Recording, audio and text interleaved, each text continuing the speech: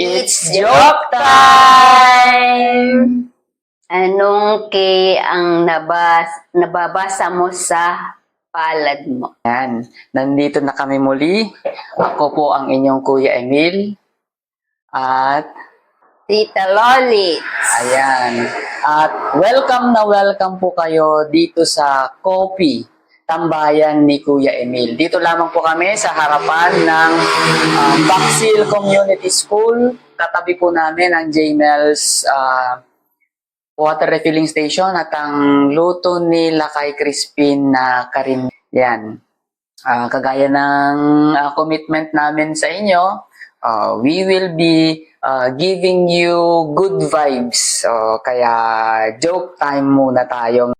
Anong K ang nababasa mo sa palad mo? Grabe naman. Joke ba yan? Napakadali naman yan. Sisiw, chicken feet. Anong K ang nababasa sa palad? Di syempre, parang yung nababasa ng mga manghuhula. Kapalaran. Mali. Uy, bakit mali? Kasi, Ano bang ang binabasa ng mga manghuhula dyan sa palad? Di ba kapalaran? kapalaran. Oo. Bakit mali? Anong tamang sagot? Ano pa ba ang... Wala naman ng ibang nababasa sa palad. Kaya nga palad, kapalaran eh. So, anong K Kapalaran. nababasa sa palad? Parang wala. Sige, Siret. Eddie Calio. Diba? Grabe na. Calio. Uy, speaking of kalyo, mga guys, ano mo nasabi na ano? Calio. Kalyo. Ay, sa bagay, no?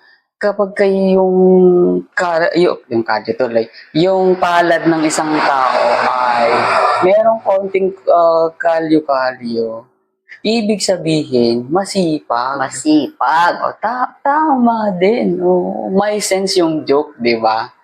Oo. Tama. Naisama ako doon, friend. Kaya pala may kalyo yung kamay ko eh. Ikaw ba? May kalyo ba yun sa'yo? May kalyo. Siyempre, masipag ako. Siyempre, magkalyo-kalyo yung kamay. Oo. Kaya kapag kayong mga kaibigan nyo, mga kakilala ninyo, kinamayan nyo sila. Pag naramdaman yung medyo may kalyo-kalyo ng konti, alam na masipag yung taong yon. Kaya shout out po pa sa mga construction worker, sa mga nagtatrabaho sa Qatar o sa Katarungan. Sila din. Kasi mahirap din mag-harvest ng ng talong At saka yung mga farmers yan. Usually sila yung mga medyo hindi man ganun ka-smooth ang kamay, but I think it's a manifestation na sila ay masipag.